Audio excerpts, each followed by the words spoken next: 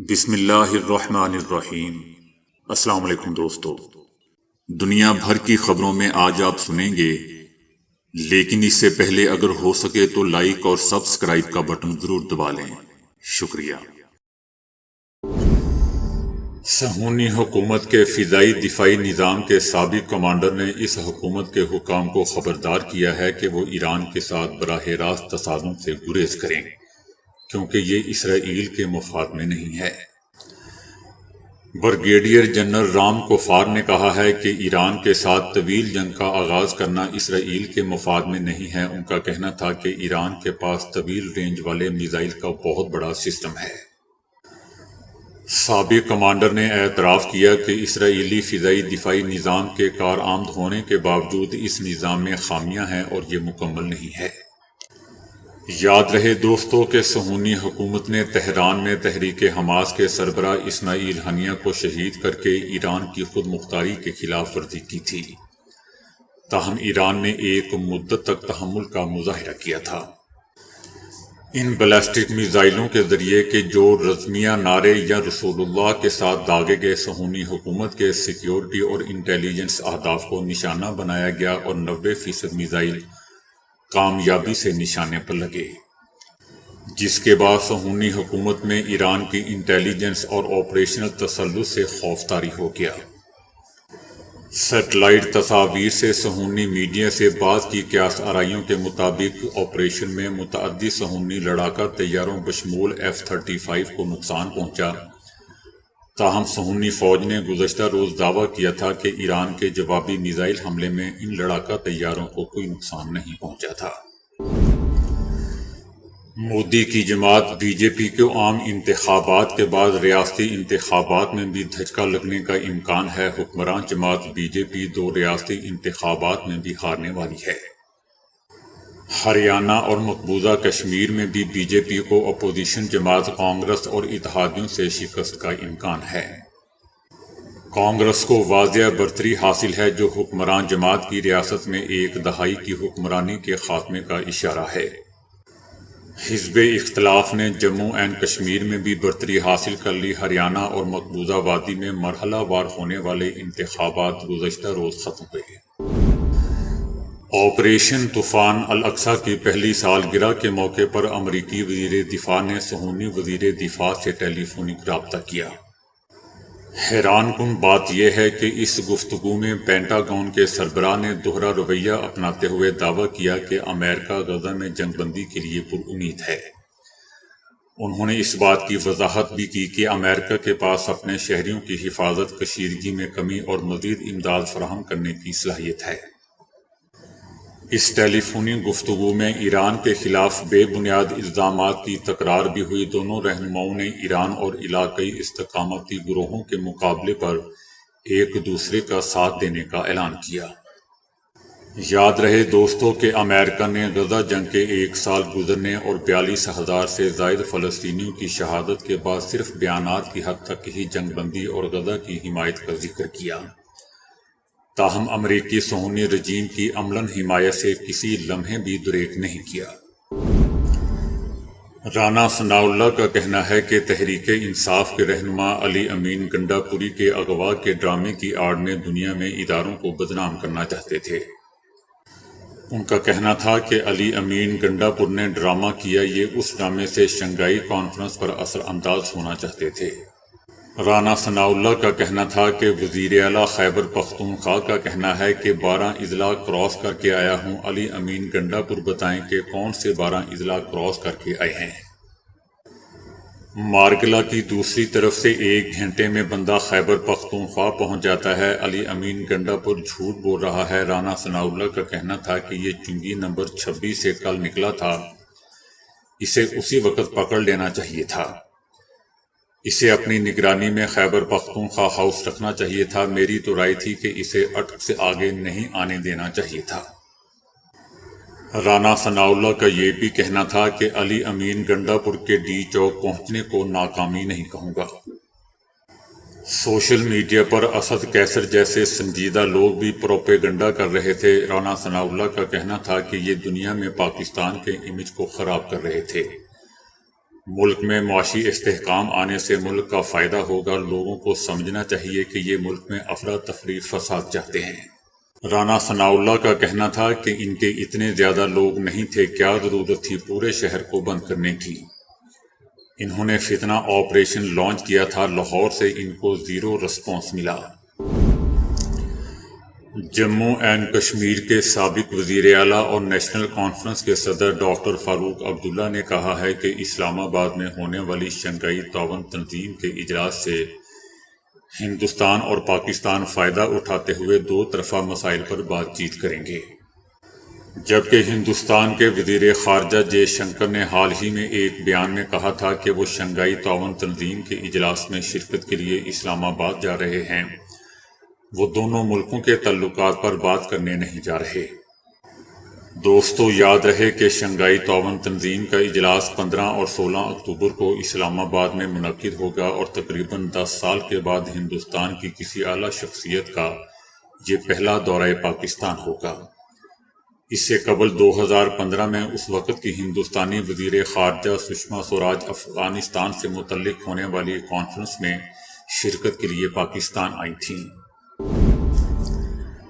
Satellite تصاویر سے پتہ چلتا ہے کہ کس طرح غزہ کو ایک سال میں ملبے کے ڈھیر میں تبدیل کیا گیا، جس میں اب تک 42,000 سے زائد فلسطینی شہید اور 98,000 کے قریب زخمی ہو چکے ہیں۔ 7 اکتوبر 2023 کو حماس کے جنگجو اسرائیل میں داخل ہوئے اور آپریشن الاقصی کو انجام دیا، جس میں 1500 اسرائیلی ہلاک ہوئے اور 250 کو یرغمال بنا کر غزہ لایا گیا۔ اسرائیل نے جواب میں وحشیانہ بمباری شروع کی، جو تاحال جاری ہے، اور جنگ کا دائرہ غزہ پھر مغربی کنارے اور اب لبنان تک پھیل چکا ہے۔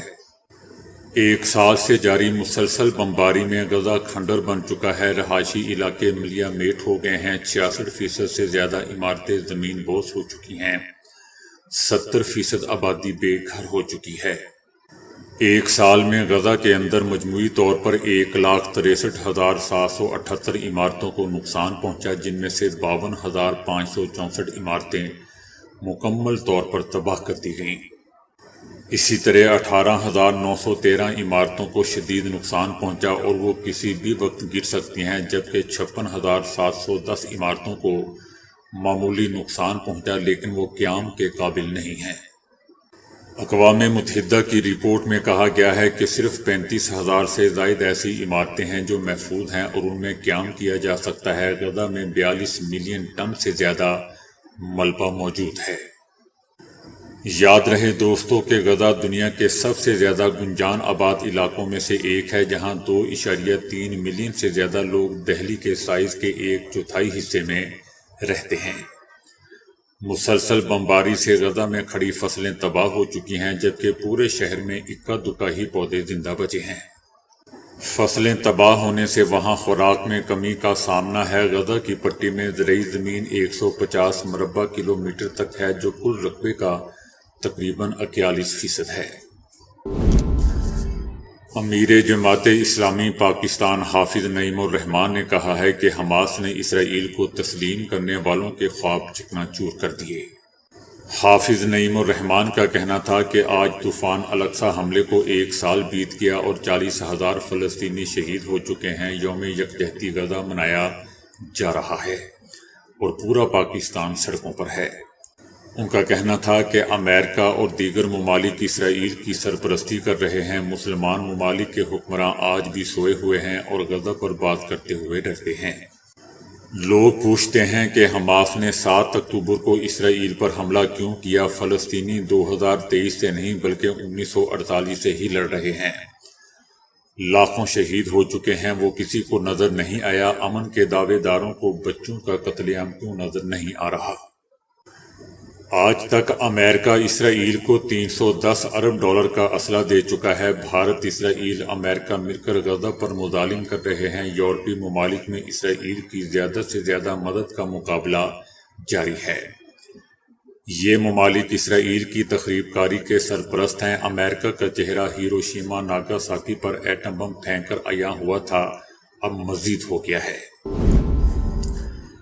حزب اللہ نے کہا ہے کہ جنگ میں بھاری قیمت چکائی ہے، لیکن اسرائیل کو ختم کر کے ہی دم لیں گے۔ اسرائیل کے ساتھ جنگ کا 1 سال مکمل ہونے پر حزب اللہ کا کہنا ہے کہ ہم نے حماس کی حمایت کے لیے جنگ میں بھاری قیمت ادا کی ہے، لیکن حوصلے پست نہیں ہے، جارحیت کے سامنے ڈٹے رہیں گے۔ حزب اللہ نے جنگ جاری رکھنے کا عہد کرتے ہوئے کہا کہ اسرائیل ایک کینسر ہے جسے ختم کرنا ضروری ہے۔ ہمیں اپنی صلاحیتوں اور طاقت پر یقین ہے، چاہے کتنا ہی وقت کیوں نہ لگے، اسرائیل کو تباہ کر کے دم لیں گے۔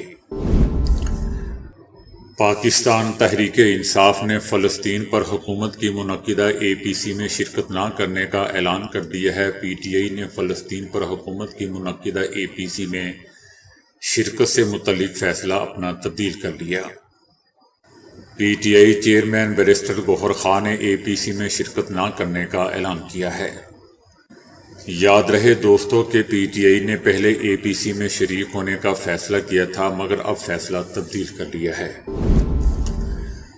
پاکستان مسلم لیگ نون نے کہا ہے کہ عمران خان خالدہ ضیاء کی طرح رہائی چاہتے تھے لیکن وہ ناکام ہو گئے۔ نون لیگ کا کہنا ہے کہ ایک طرف افراتفری، فتنہ، فساد اور نیا بنگلہ دیش بنانے کی سازش ہو رہی تھی تو ہم دوسری طرف عوام کو گھر دے رہے تھے۔ 12 سال سے خیبر پختونخوا کے وسائل وفاق پر چڑھائی کے لیے استعمال ہو رہے ہیں۔ نون لیگ کا کہنا ہے کہ پولیس نے 120 افغان باشندوں کو پکڑا، ایک کانسٹیبل شہید ہو گیا، اس کا کیا قصور تھا؟ نون لیگ کا کہنا ہے کہ جو بچے یا لوگ احتجاج کے لیے لائے گئے تھے انہوں نے جب دیکھا کہ انہیں مرنے مارنے کے لیے لایا گیا ہے تو پھر وہ واپس چلے گئے۔ نون لیگ کا کہنا ہے کہ پولیس کی 10 گاڑیاں، 441 سیف سٹی کیمرے توڑے گئے تاکہ ریکارڈ نہ ہو سکے، شکلیں دیکھی جا سکیں، اسی طرح 32 موٹر سائیکلیں بھی جلائی گئیں۔ خیبر پختونخوا کے لوگ گریبان پکڑیں اور پوچھیں کہ وزیر اعلیٰ صاحب پنجاب جیسی ترقی ان کے صوبے میں کیوں نہیں ہو رہی؟ یہ بنگلہ دیش والا انقلاب لانا چاہتے تھے۔ PTI والوں نے شیخ مجیب کا حشر بھی دیکھ لیا۔ ایسی لڑکیاں جو یہ سمجھتی ہیں کہ ان کی زندگی مشکل ہے، ان کے والدین تعلیم کا خرچہ نہیں اٹھا سکتے، اس لیے وہ آگے نہیں پڑھ سکتی اور پھر اپنی قسمت کو روتی ہیں، انہیں 19 سالہ کومل کی زندگی سے سبق سیکھنے کی ضرورت ہے۔ سوشل میڈیا پر مشہور ہونے والی کومل کی کہانی کچھ یوں ہے کہ 19 سالہ کومل نے اپنی پڑھائی کا خرچہ خود اٹھانے کے لیے ڈرائیونگ سیٹ سنبھالی۔ انہوں نے اوبر ڈرائیور بن کر خود ہی محنت کر کے پیسے کمانے کا فیصلہ کیا تاکہ وہ کالج کی پڑھائی کر سکیں اور اپنا خرچہ خود ہی اٹھا سکیں۔ کومل کو پڑھنے کا بہت شوق تھا لیکن اس کے والد کی جانب سے اسے سکول جاری نہ رکھنے کا بتایا گیا کیونکہ وہ اس کی پڑھائی کا خرچہ نہیں اٹھا سکتے تھے۔ ان کی جانب سے سکول جانے سے منع کرنے کے بعد بھی کومل نے ہمت نہ ہاری اور اپنی پڑھائی کو جاری رکھنے کا فیصلہ کیا اور کہا کہ ابھی تو کالج جانا ہے، لائف میں بہت کچھ کرنا ہے۔ پیسے کمانے کی غرض سے کومل اوبر کی ڈرائیور بن گئی۔ ان کی کہانی سامنے آئی تو لوگوں نے کومل کی اس محنت کو سراہنے کا سلسلہ شروع کیا۔ کئی لوگوں نے کومل کو دعاؤں سے نوازا کہ اللہ تعالیٰ اسے مزید ہمت عطا کرے تاکہ اس کے خواب سچ ہو سکیں۔ کسی نے ان کی پوسٹ کو دیکھ کر ان کا نمبر لینے اور ان کی مدد کرنے کا کہا۔ کومل کی کہانی پاکستان میں حال ہی میں وائرل ہوئی ہے۔ دوستو، کومل کا تعلق دراصل دہلی سے ہے۔ ان کی کہانی ایک خاتون اولیویا ڈیکا سامنے لے کر آئیں۔ انہوں نے گڑگاؤں تک جانا تھا تو انہوں نے اوبر بک کی جس کی ڈرائیور کومل تھی۔ اولیویا نے ہی لوگوں کو اپنی پوسٹ کے ذریعے بتایا کہ کومل اپنی 12ویں کلاس کی تعلیم کا خرچہ اٹھانے کے لیے محنت کر رہی ہے۔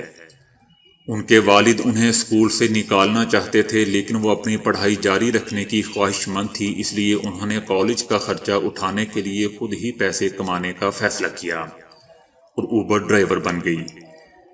کومل کی کہانی دوستو لوگوں کے لیے ایک مثال ہے جو یقیناً لوگوں کو ہمت دلانے اور آگے بڑھنے کا حوصلہ مہیا کرنے کا باعث ضرور بن رہی ہوگی۔ اگر خود پہ یقین ہو اور محنت کرنے کا جذبہ ہو تو انسان اپنے حالات بدلنے اور اپنے خوابوں کو پانے میں کامیاب ہو ہی جاتا ہے۔